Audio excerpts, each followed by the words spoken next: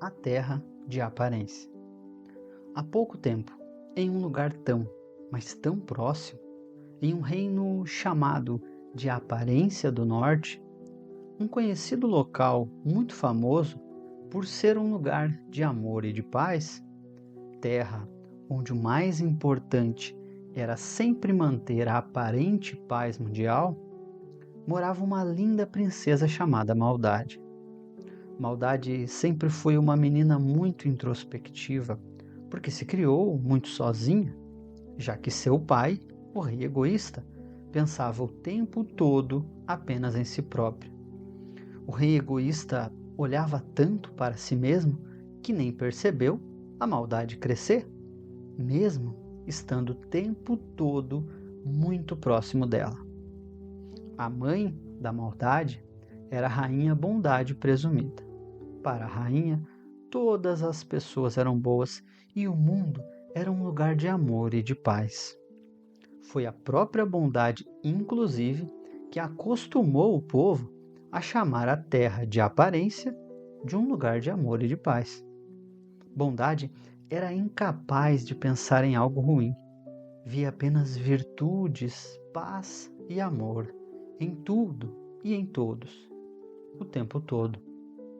A rainha era tão amorosa e bondosa que nunca percebeu sequer que seu marido, o rei egoísta, pensava apenas em si mesmo.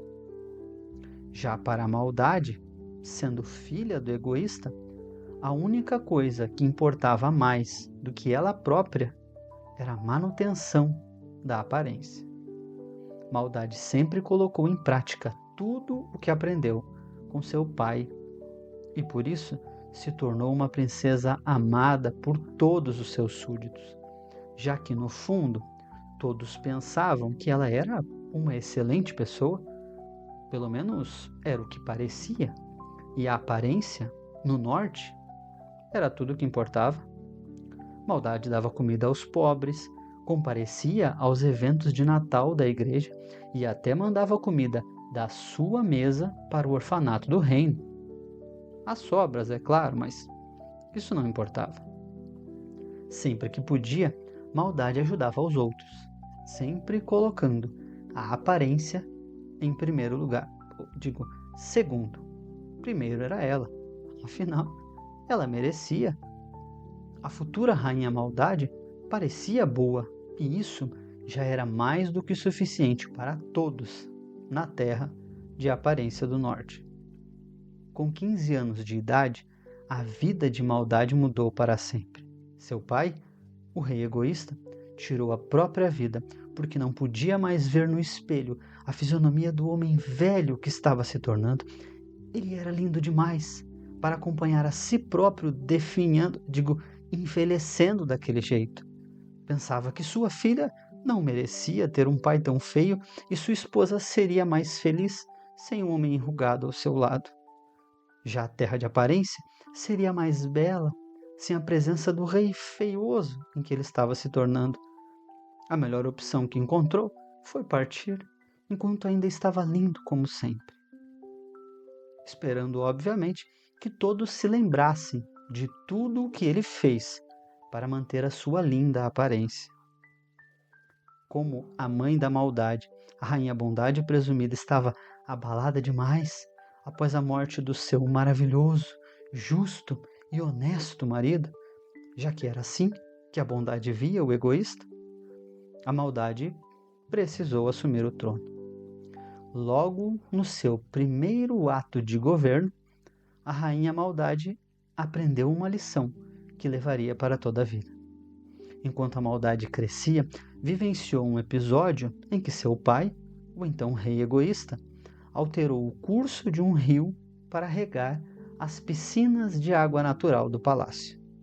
No entanto, ignorou que 1/3 do lindo reino de Aparência usava a água daquele rio, o que gerou muita revolta.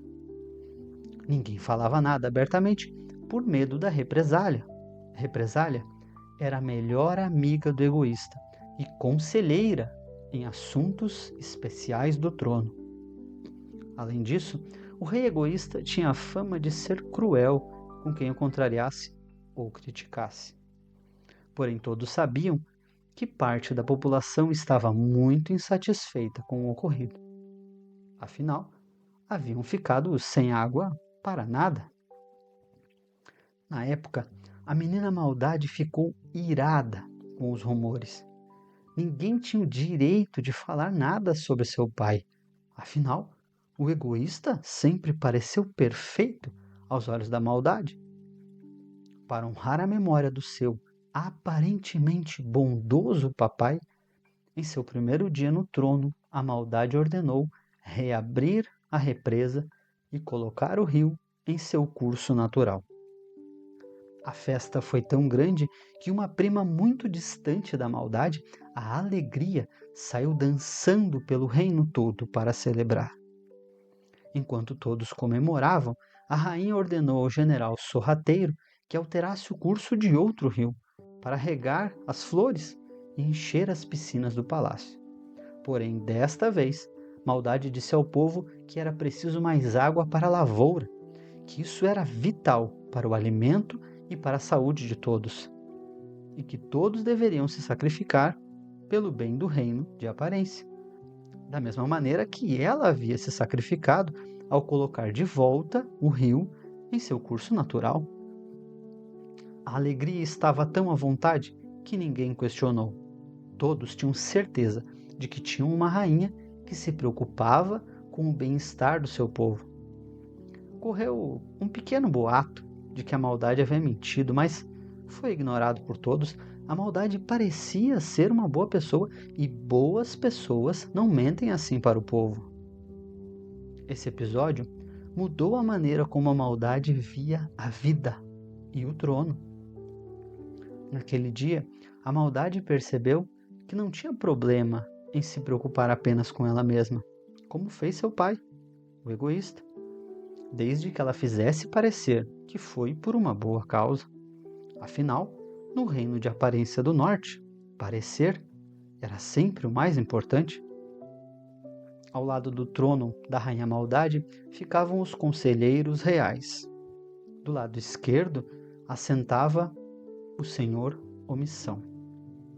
E ao lado direito se assentava o Medo. Conselheiros famosos e admirados por todos os grandes reinos conhecidos. Segundo corria a fama, o medo e a omissão eram fundamentais para que o reino da maldade proliferasse. No reino de Aparência. Sob os conselhos quase inaudíveis da omissão e do medo, o reino de maldade crescia. Já a rainha Bondade Presumida não se cansava de elogiar sua filha por ter herdado a beleza, a inteligência e a doce personalidade do seu pai, o rei egoísta. Porém, como o tempo é o melhor amigo da verdade, o tempo fez com que a verdade viesse visitar o reino de Aparência. Aos poucos, a verdade foi visitando casa a casa e fazendo com que cada morador percebesse que tudo o que a maldade fazia era de curta duração e tinha uma intenção egoísta por trás. O que era óbvio, já que a maldade era filha do egoísmo em pessoa. Com a ajuda do tempo, a verdade fez com que todos percebessem que no norte era tudo aparência. Quando a rainha Maldade ouviu sobre o que estava acontecendo, foi direto pedir a opinião do Conselho Real. Afinal, eles eram muito amigos do seu pai, do seu aparentemente bondoso papai, e sempre foram fiéis ao reino de Aparência. A opinião do conselho foi unânime: não fazer nada. O Senhor Omissão não queria se envolver em conflitos, e o Senhor Medo tinha muito receio de que tivesse uma guerra por causa da verdade. Segundo o Conselho Real, um embate com a verdade não favorecia a manutenção do reino de Aparência. Era melhor fazer nada. A Bondade ficou extremamente chateada com a ingratidão daquele povo. Como eles tinham coragem de questionar os atos da maldade, sendo ela aparentemente tão boa para todos? Bondade presumida ainda acrescentou o quanto sua filha parecia bondosa por permitir que todos os moradores do reino de aparência estivessem vivos. A bondade não conseguia ver nenhum problema no reino da maldade. Para ela, tudo sempre estava bom do jeito que estava, e tudo se ajustaria sozinho se fosse necessário alguma mudança. No entanto, contrariando a opinião de todos, a maldade resolveu agir. Chamou todos os empregados do palácio e mandou que todos fossem para suas casas, com uma única condição. Eles deveriam espalhar por todo o reino de aparência que a verdade não traria benefício algum ao povo. A verdade traria guerra de volta ao reino de aparência. Com a guerra, viriam a miséria e a morte, suas companheiras fiéis, sobre os lombos de um conflito armado. Além disso, a verdade era passageira, não morava no reino de aparência. Quando a verdade não estivesse mais na região, a maldade iria cobrar de todos. No fundo, o povo temia que a maldade carregasse consigo a crueldade que herdou de um egoísta. Por receio de perder o emprego e seus benefícios, por trabalharem para o governo de aparência, todos fizeram exatamente como a maldade ordenou. Rapidamente, a verdade deixou de ser recebida e as pessoas passaram a ignorá-la. Onde quer que a verdade entrasse ou fosse mencionada, o silêncio ordenava que todos ficassem quietos. Todos temiam que a guerra aparecesse por causa da verdade.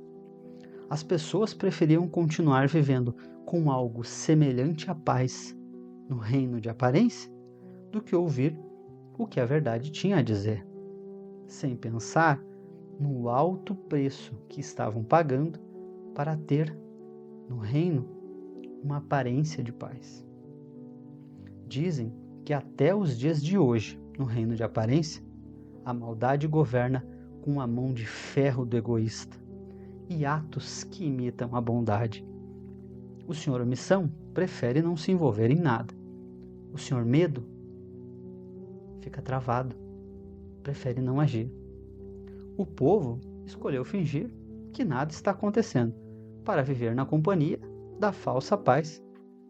A verdade está proibida de ser dita para não trazer a guerra ao reino de aparência.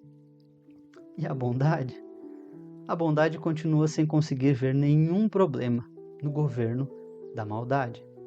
Com isso, a maldade segue firme na convicção que herdou do egoísta. E o tempo já não serve mais para nada, uma vez que todos escolheram fingir que está tudo bem no reino de aparência do norte.